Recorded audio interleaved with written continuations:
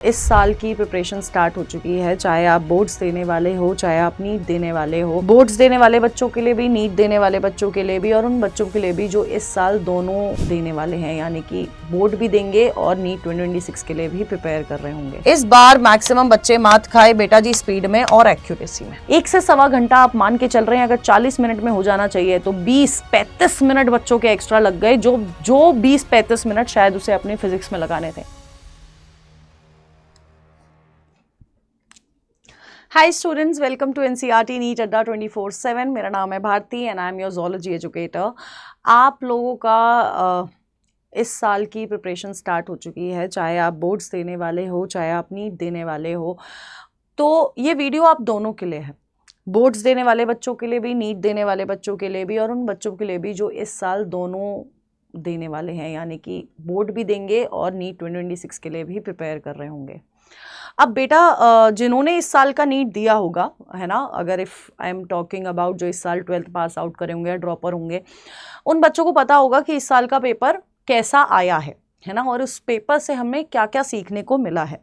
जिन बच्चों ने पेपर नहीं दिया है बट सुना है, तो मैं आप लोगों को बहुत क्लियरली एक चीज़ बोलने वाली हूँ बेटा जी कि नीट 2026 की जो प्रिपरेशन होनी है वो बहुत तरीके से करनी है ना। हम हर साल ही पेपर तरीके से करते थे, हम हर साल ही प्रिपरेशन तरीके से करते थे, लेकिन इस बार NTA ने बहुत अनएक्सपेक्टेड पेपर बनाया, और यही सेम अनएक्सपेक्टेड चीज़ हम लोग नेक्स्ट ईयर भी NTA से एक्सपेक्ट कर सकते हैं। We are expecting the unexpected from NTA, है ना। सो तैयारी भी उस तरह से होनी चाहिए। तो इस बार मैक्सिमम बच्चे कहाँ मात खाए? इस बार मैक्सिमम बच्चे मात खाए स्पीड में, और इस बार मैक्सिमम बच्चे मात खाए बेटा जी स्पीड में और एक्यूरेसी में, टाइम मैनेजमेंट में, स्पेसिफिकली टाइम मैनेजमेंट में, पेपर के टाइम पे, कि यार टाइम मैनेजमेंट तो नहीं हो पाया है, और जब टाइम मैनेजमेंट नहीं हुआ तो ना ही स्पीड बनी और ना ही एक्यूरेसी बन पाई। ठीक है, तो ये दो बहुत इंपॉर्टेंट प्रॉब्लम्स थी इस साल के नीट के पेपर की, क्योंकि यार हमने हमेशा नीट के पेपर को ऐसे देखा है कि यार हम लोग क्यों कोई क्वेश्चन छोड़ के आए। हमें आता है पेपर, हम सारा क्वेश्चन करके आएंगे, है ना, सिर्फ वही क्वेश्चन छोड़ के आएंगे जो हमें नहीं आता है ना, चाहे फिर हमें कितना भी टाइम लग रहा हो एक क्वेश्चन पे, लेकिन हम क्वेश्चन सारे करके आएंगे। लेकिन बेटा इस बार तो खेल पलट गया। जिस हिसाब का आपका बायो का सेक्शन आया वो इतना लेंदी आया कि जो 40 मिनट में आपका बायो का सेक्शन हो जाना चाहिए था, मेजॉरिटी ऑफ बच्चों का वो सेक्शन हुआ है 1 से सवा घंटे में। 1 से सवा घंटा आप मान के चल रहे हैं, अगर 40 मिनट में हो जाना चाहिए तो 20-35 मिनट बच्चों के एक्स्ट्रा लग गए, जो 20-35 मिनट शायद उसे अपनी फिजिक्स में लगाने थे। और एट द एंड केमिस्ट्री और बायो सॉल्व करने के बाद जब बच्चा फिजिक्स में गया तो फिजिक्स के लिए बचे उसके पास अराउंड 45 से 30 मिनट्स, और 45 से 30 मिनट्स तो बेटा जी किसी भी बच्चे से मेरे ख्याल से फिजिक्स नहीं हो सकती है ना, क्योंकि एक क्वेश्चन 1 मिनट की रफ्तार से तो हम फिजिक्स में नहीं कर सकते हैं, है ना, ये मैं भी जानती हूँ, ये आप भी जानते हैं। सो इस बार की प्रिपरेशन कैसे करना है, इस बार टाइम मैनेजमेंट कैसे करना है, किस हिसाब से आपको इस बार अपना थोड़ा तरीका चेंज करना पड़ेगा, है ना। अब वो तरीका कैसे चेंज होना पड़ेगा मैं आपको बताती हूँ। सबसे इंपॉर्टेंट चीज़ क्या है? सबसे इंपॉर्टेंट चीज़ है हमें अभी भी अपने पहली वाली स्ट्रैटेजी, पहले वाले माइंड स्टेप सेट पे फॉर अ टाइमिंग सेट रहना है। क्या कि यार अभी हमारे पास पूरा साल है, मुझे कोशिश करनी है कि मैं कोई भी क्वेश्चन स्किप ना करूं, है ना। मैं यही कोशिश करूंगी, मैं अपनी तरफ से बेस्ट दूंगी ना कि यार मैं पेपर में जाके कोई क्वेश्चन स्किप ना करूं।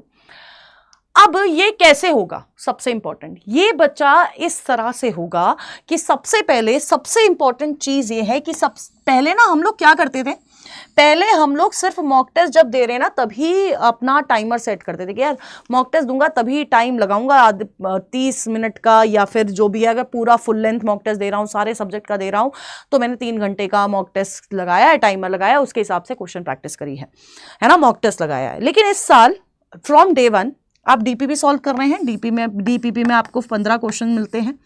बायो की DPP है, तो आप कोशिश करिए कि यहाँ पर आप टाइमर लगाइए और 10 मिनट में इसको सिर्फ सॉल्व करिए, है ना, अगर 15 क्वेश्चन है।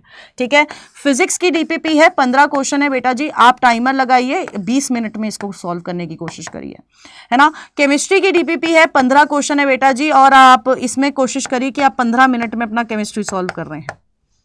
आपको अब ये जो टाइमर वाली चीज है ना बेटा, ये आपको फ्रॉम डे वन स्टार्ट करनी पड़ेगी। फ्रॉम डे वन जब आप क्वेश्चन प्रैक्टिस लगा रहे हैं, है ना, इससे आपका दिमाग में फिक्स रहेगा कि यार अब किसी भी तरह का क्वेश्चन आ जाए डीपीपी में, तुम्हें थोड़ी पता है कैसा क्वेश्चन आ रहा है ना, किसी भी तरह का क्वेश्चन आ जाए, अच्छे आ जाए, छोटे आ जाए, बड़े आ जाए, लेंदी आ जाए, उबड़ खाबड़ कैसे भी क्वेश्चन आ जाए, मेरे पास इतना समय है, मेरे को इतना ही समय लेना है, बस ये आपको अपने माइंड में सेट कर लेना है। दूसरा, हमें बहुत ज्यादा, लास्ट ईयर अगर मैं एक चैप्टर के लिए बोलती थी बेटा बायो के लिए यार 100-150 क्वेश्चन कर लो, बेटा इस साल मैं बोलूंगी 250 क्वेश्चन कर, मैं कराऊंगी 250 क्वेश्चन। मैं कहां कराऊंगी, कैसे कराऊंगी, वो मैं आपको बताऊंगी अभी थोड़ी देर में, लेकिन मैं कराऊंगी 250 क्वेश्चन हर चैप्टर के लिए कराऊंगी। और जूलॉजी में तो ज्यादा क्वेश्चन करने हैं, और ज्यादा क्वेश्चन हम लोग कभी कभी कहते हैं एक ही तरह के क्वेश्चन करे जा रहे हैं, ऐसा नहीं करना है हमें कैसा करना है, हमें अलग अलग तरह के क्वेश्चंस प्रैक्टिस करने हैं। एंड इस बार आई एम टारगेटिंग कि मैं नए तरह के क्वेश्चंस फॉर्म करूं, ठीक है। जैसे इस बार हमारा जो, अगर इस साल का पेपर आपने देखा हो तो फ्रॉग वाला क्वेश्चन आया था, बड़ा अच्छा क्वेश्चन था यार, है ना, मतलब वो क्वेश्चन इतना कंफ्यूजिंग था, बहुत ही सिंपल क्वेश्चन था, एनसीईआरटी की लाइन थी कि बकल कैविटी से कहां पर रिस्पायर कर रहा है, लंग्स के थ्रू कहां पर, एनसीईआरटी की लाइन थी, तो उसके ऑप्शंस पढ़ लो तुम। 2 मिनट लगा होगा बच्चे को वो ऑप्शन समझने में कि भैया पूछ क्या रहा है एनटीए, समझ रहे हो तुम लोग। तो अलग अलग तरह के क्वेश्चन प्रैक्टिस हमें करने पड़ेंगे, ठीक है। नेक्स्ट, हमें बेटा जी क्या करने का है, हमें साथ की साथ अपने लेवल अप क्वेश्चंस करने हैं। जैसे कि मैंने आपको बताया, थोड़ा एक ऊपर लेवल जाके हमें क्वेश्चन प्रैक्टिस करनी पड़ेगी फॉर दिस ईयर, है ना। एंड अगर ये हो रहा है, अगर हम लोग इस हिसाब से चल रहे हैं, उसके बाद बेटा जब हम लोग ये सारे क्वेश्चंस कर रहे हैं ना, फॉर एग्जांपल किसी दिन मानो तुम्हारा फिजिक्स में कोई बहुत टफ सा क्वेश्चन है जो फंस गया, है ना। अब जब अभी पूरी सिचुएशन सुनो, टफ सा क्वेश्चन है जो फंस गया यार, मतलब तुम्हें आता है, तुम्हें पता है कौन सा फॉर्मूला लगाना है, लेकिन तुम्हारा आंसर निकल ही नहीं रहा है, तो तुम्हें ऐसे क्वेश्चन के साथ क्या करना चाहिए, तुम्हें आता है लेकिन निकल नहीं रहा है आंसर, बेटा ऐसे क्वेश्चंस को हमें करना है स्किप फॉर टाइम बीइंग। जो आते हैं, जो नहीं, लेकिन हमारा सही आंसर नहीं आ रहा है, उस क्वेश्चन को हमें स्किप करना है for time being. For time being क्यों बोल रही हूं, कि ये क्वेश्चन हमें कब करने होंगे, हमें ये करने हैं बेटा एंड में, है ना। अगर मेरे 20 मिनट में से अगर मेरे पास लास्ट में 2 मिनट बच जाते हैं, 3 मिनट बच जाते हैं, तो मैं वो क्वेश्चन उठाऊंगा दोबारा, नहीं उठा पाऊंगा तो मैं छोड़ दूंगा वो क्वेश्चन, मैं स्किप कर रहा हूं वो क्वेश्चन, है ना। वो 20 मिनट के बाद आप उसमें कितना भी टाइम लगा लो, लेकिन जब आपने ये टाइम सेट कर लिया है तो इसी टाइम के अंदर आपको अपनी प्रैक्टिस करनी पड़ेगी, ठीक है। बहुत क्लियरली मैं आपको बोल रही हूँ, यही हमें अपना माइंडसेट ऐसे ही रखना है। दूसरा क्वेश्चन है जो मुझे आता ही नहीं है लेकिन मैं फिर भी लगा पड़ा हूं गधों की तरह, नहीं लगना है हमें, है ना। जब तक टाइमर चल रहा है तब तक हमें ऐसी गलतियां नहीं करनी है। टाइमर के बाद अब कितना भी टाइम ले लो बेटा, उसको आराम से सॉल्व करो, अपने टीचर से पूछो, सब कुछ करो। अभी पूरा 1 साल है, आप मान के चलो आप ये सब कुछ करो, लेकिन फॉर द टाइमिंग जब आप टाइमर लेके आप अपना क्वेश्चन प्रैक्टिस सॉल्व कर रहे हो ना, तब आपको इधर टाइम नहीं लगाना है ना।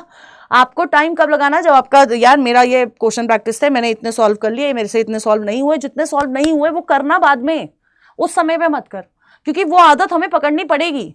जिस हिसाब का पेपर आया था वो आदत हमें पकड़नी पड़ेगी। वी शुड नो कि हमें कब क्वेश्चन स्किप करना है, जब ज्यादा टाइम लग रहा है। क्योंकि तुम कभी कभी क्या करते हो, इस बार मेजॉरिटी ऑफ बच्चों ने कह रहा है कि 4-4 मिनट एक क्वेश्चन पे बिताए हैं भाई साहब, और 4 मिनट का मतलब है, अगर मैं एक क्वेश्चन एक पर मिनट के हिसाब के रेट पे भी चलूँ ना, जो कि अलग अलग होता है हर एक केस में, हर एक सारे सब्जेक्ट में, तो भी तुम एक क्वेश्चन पे 4 क्वेश्चन का टाइम दे रहे हो, तुम 3 क्वेश्चन के मार्क्स तो डुबाए आए फिर अपने बेटा। ये नहीं करना है, ये गलतियां नहीं करनी है हमें फॉर दिस ईयर। मैं आपको बहुत क्लियरली बोल रही हूं, ठीक है। 2 ऑप्शंस के बीच में कंफ्यूज हो या ऐसी कैटेगरी है बेटा जी, तो आपको क्या करने का है, आपको क्वेश्चन उस समय के लिए स्किप करना है, बाद में करना है, ठीक है। ये आपको फॉलो करना ही पड़ेगा, है ना। और मैंने आपको कहा ना, मैं कराऊंगी आपको हर तरह के question, different type of question. कहाँ कराऊंगी बेटा, अचीवर्स बैच हमारा चल रहा है, यहाँ पर हमारा ह्यूमन रिप्रोडक्शन अभी चल रहा है, क्लास 12 से स्टार्ट करें, 11th भी हम लोग रिवाइज कराएंगे, क्योंकि 2026 के लिए भी हम आपको प्रॉमिस कर रहे हैं नीट 2026 की प्रिपरेशन होगी, ठीक है। तो इस बैच में आपको interactive live classes, DPP, video solution, books, test, video solution सब कुछ मिलने वाला है, डाउट कम्युनिटी तक मिलने वाली है, मेरी मेंटरशिप मिलेगी। साथ ही साथ बेटा जी मैं आपको इस क्लास में ही बेटा लेवल अप क्वेश्चन भी यही करवाऊंगी, ठीक है। डिफरेंट टाइप ऑफ क्वेश्चन भी यही कराऊंगी, ये सब कुछ मैं यही कराने वाली हूँ। और ये आपको कैसे मिलेगा, नीचे चैट बॉक्स में लिंक दे रखा है, उस लिंक पे क्लिक कर। इस समय चल रहा है 44% ऑफ, 44% ऑफ। और ये बैच जो कि 5,500 का है, इस समय 3,031 में मिल रहा है। तुझे बस क्या करना है, ZBBS कोड यूज़ करना है, वहाँ पर लगाना है, ये सारी फैसिलिटीज़ के साथ तुझे ये बैच मिल जाएगा। ये बैच में एनरोल कर, ये सारे क्वेश्चन बायो की, जोलॉजी की गारंटी मैं लेती हूँ बेटा, है ना। और मेरी टीम इतनी बढ़िया है ना कि मैं पूरे फिजिक्स केमिस्ट्री बायोलॉजी तीनों सब्जेक्ट की गारंटी ले सकती हूँ कि यार तुम्हें इस तरह की तैयारी कराई जाएगी।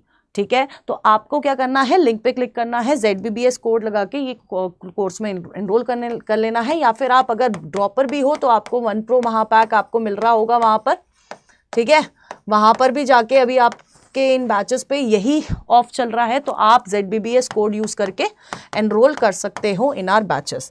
ठीक है, और बेटा ये जो चीज़ें मैंने अभी बोली है इस पे ध्यान दीजिएगा, क्योंकि ये आगे आने वाले नीट 2026 के लिए आपके लिए सबसे इंपॉर्टेंट चीज़ होने वाली है, सबसे इंपॉर्टेंट एडवाइस होने वाली है।